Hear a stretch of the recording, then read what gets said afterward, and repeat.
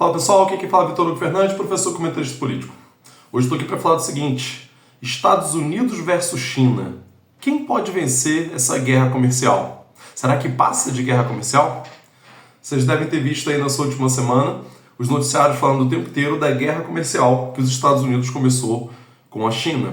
Na verdade, essa guerra já tem um tempinho, né? Mas as taxas estavam em 20% que os Estados Unidos impunha à China e 15% que a China impunha alguns produtos dos Estados Unidos. Já na gestão Biden contra o Xi Jinping, você já tinha essa disputa aí. O que o Trump faz é pegar isso e subir um nível absurdamente alto. Hoje você tá as taxas aí estadunidenses chegando a 145% e as taxas chinesas, respondendo à altura, foi para 125%. Mas para chegar a esse ponto, a gente entender o contexto que fez chegar até isso aí. Primeiro, é importante entender o que é a China hoje, né? Eu já fiz outros vídeos aqui no canal especificamente sobre China e devo fazer outros, porque é um assunto bem importante para entender o mundo atual, né? A China é o maior parceiro comercial do Brasil, inclusive, aliás, não só do Brasil, mas da maior parte do mundo. A grande maioria dos países do mundo tem a China como o maior parceiro comercial e não mais os Estados Unidos. Desde 2017, a China já é o país mais rico do mundo. Aí você pensa, mas eu vi na televisão dizendo que era os Estados Unidos ainda, que a China está em segundo lugar. É porque são formas diferentes de se medir. A forma que eles medem, normalmente, quando passa na televisão, é o dólar nominal. O que é o dólar nominal? É o próprio dólar dos Estados Unidos. É a moeda do próprio Estados Unidos. Só que não faz sentido você comparar países diferentes utilizando a moeda de um desses países, né?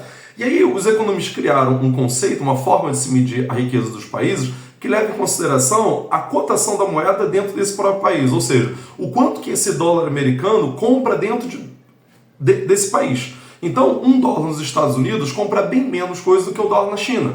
Na China as coisas são mais baratas, então o dólar lá rende mais. E aí foi criado o PPC, Paridade de Poder de Compra, para medir o quanto que efetivamente o dinheiro desses países são capazes de comprar coisas efetivamente. E por esse conceito, que é o considerado mais adequado pelos economistas, desde 2017, a China já é o país mais rico do mundo, né, em dólar PPC. Então, já tem um desespero dos Estados Unidos aí por conta disso. Como é que isso aconteceu? A China tem um desenvolvimento econômico, que eu não vou detalhar tanto aqui e falar só algumas coisas, que é, para mim, o mais extraordinário da história da humanidade. A China passa, em 1949, quando tem a Revolução Comunista na China, ela tinha uma expectativa de vida de 35 anos apenas. A expectativa de vida na China hoje é de 79 anos, superior à dos Estados Unidos, inclusive.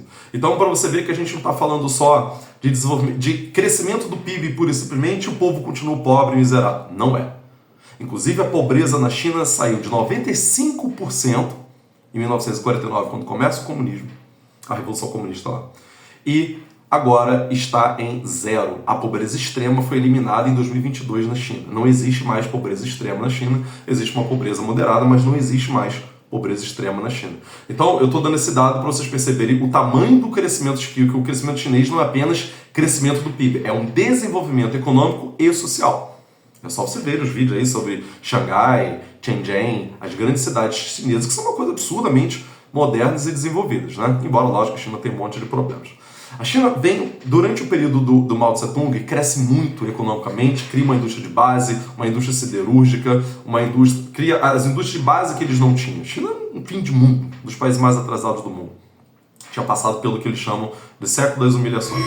Só que quando chega no final dos anos 70, com a morte do Mao Tse-tung, né, e a chegada ao poder do Deng Xiaoping, ele resolve, de certo modo, copiar algumas características dos países vizinhos ali, como Singapura, Coreia do Sul, né, os chamados tigres asiáticos, que já tinham políticas para poder atrair mão de obra estrangeira para lá. Isso que é chamado de abertura para o capitalismo, na verdade é uma estratégia de desenvolvimento chinesa. Se acreditava que a China abandonaria o comunismo logo ali e abriria completamente para virar um país capitalista, coisa que nunca aconteceu.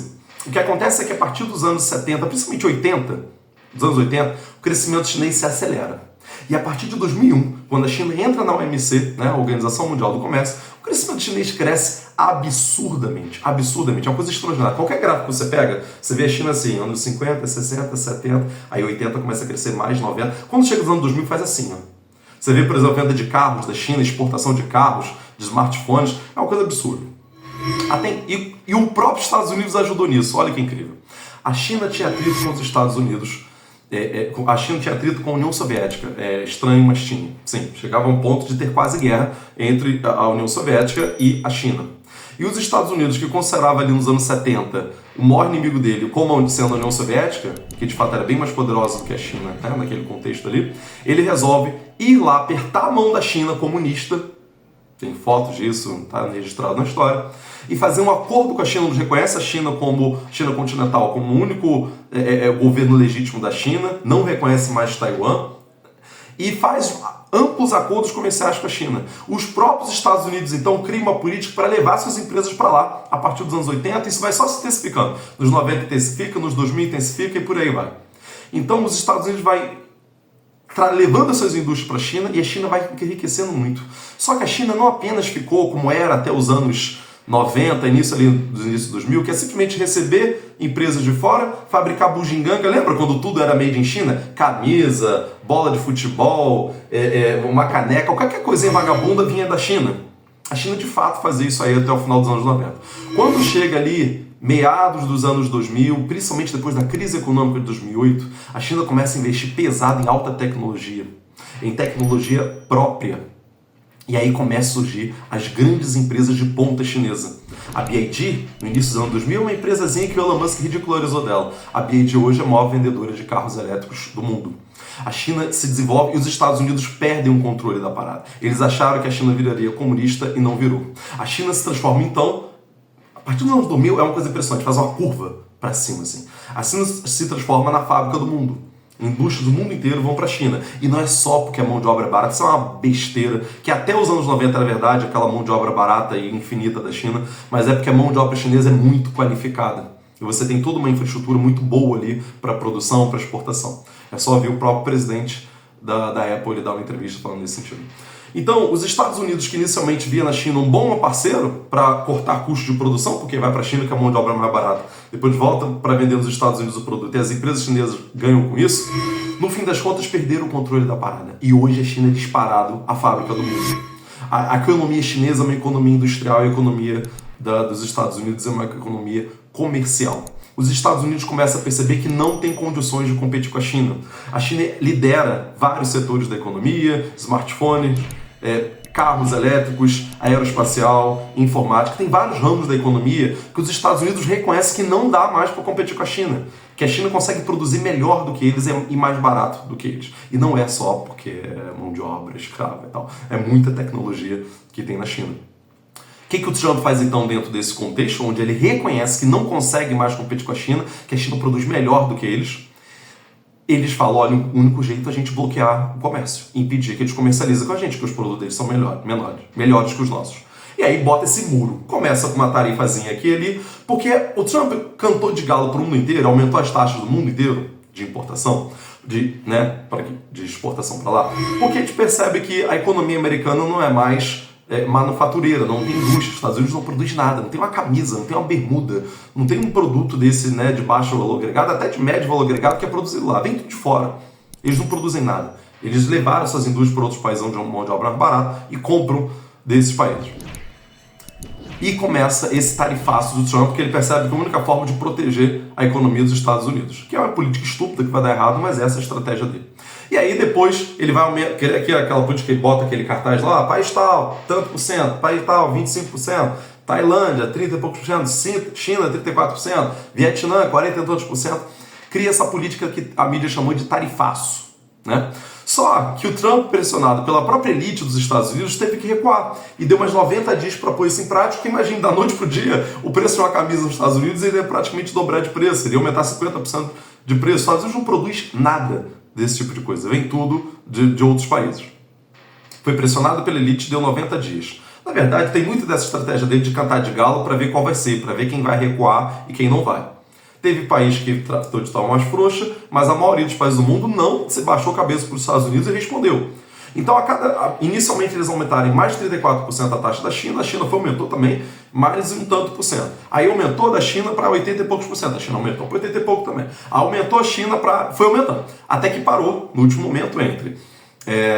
os Estados Unidos está cobrando uma taxa de mais 145% em cima dos produtos chineses, que é uma taxa quase proibitiva. Não faz sentido você agora vender o produto para os Estados Unidos, porque não dá, não vai vender porque vai chegar lá muito caro. E a China impôs taxa também de 125% para os Estados Unidos. Afinal de contas, eles estão falando aí do país mais poderoso do mundo, o país tem 6, 8 mil anos de história e não vai baixar a cabeça para os Estados Unidos, né? E a questão é, quem vai sair perdendo com isso? Quem vai sair perdendo? Os dois saem perdendo. Lógico que empresas chinesas que vivem de vender coisas para os Estados Unidos, exportar para os Estados Unidos, até arrumar outros mercados para vender, demora. E nisso tem risco de muitas falirem. Agora, os Estados Unidos vão perder muito mais. Os Estados Unidos não produzem nada. Não é à toa que os Estados Unidos já voltou atrás com relação ao aumento para produtos eletrônicos, principalmente smartphones. Os produtos da Apple vêm todos da China. Imagine o cidadão estadunidense que pagava, sei lá, 5 mil dólares no iPhone, agora vai ter que pagar 12, 15 mil dólares. Vai gerar uma crise nos Estados Unidos, uma perda de popularidade para o próprio Trump.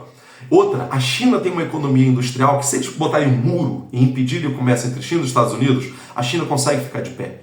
Porque a China produz muito, é a maior fábrica do mundo, manufatureira do mundo, e tem um mercado interno enorme que não para de crescer, e já era política da China crescer o seu mercado interno via aumento de salário mínimo.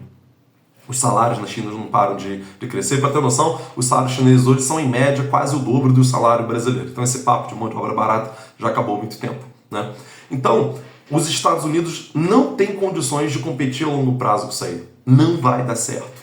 Vai gerar uma inflação gigantesca nos Estados Unidos, porque esse monte de taxa que ele está atacando no mundo inteiro vai fazer com que os produtos fiquem mais caros nos Estados Unidos. A China tem como conseguir outros mercados para poder direcionar os seus produtos, embora a China possa vir a perder também, os Estados Unidos vai perder mais. A China tem boas relações com o mundo inteiro. A África inteira tem a China como maior parceiro comercial. A Ásia inteira tem a China como maior parceiro comercial. Até a Europa, os países do leste têm a China como maior parceiro comercial. Na Europa Ocidental, a Espanha tem a China como maior parceiro comercial. Na América do Sul, Brasil, Argentina, Peru, Bolívia, Chile tem a China como maior parceiro comercial, fora Cuba, Salvador, alguns outros países que tem a China também como maior parceiro comercial. Então o mundo está se direcionando para a China. O mundo já percebeu que a China é o futuro, é o presente, é o futuro do mundo. E nessa guerra comercial, os Estados Unidos vão perder. Essa é política do Trump. Não vai dar certo. Ele está numa atitude que parece muito firme, mas na verdade ele está escondendo um desespero dos Estados Unidos que não sabe mais o que fazer para conseguir frear a China. A grande questão política, geopolítica que isso gera é o seguinte: a única coisa que os Estados Unidos ainda tem a mais do que a China, já que no campo econômico eles estão perdendo, é o poder militar. E será que eles vão usar esse poder militar? Será que eles vão partir por tudo ou nada como uma guerra escancarada, como eles fizeram com um monte de outros países, quando perceberam que não funcionou a diplomacia do amor deles?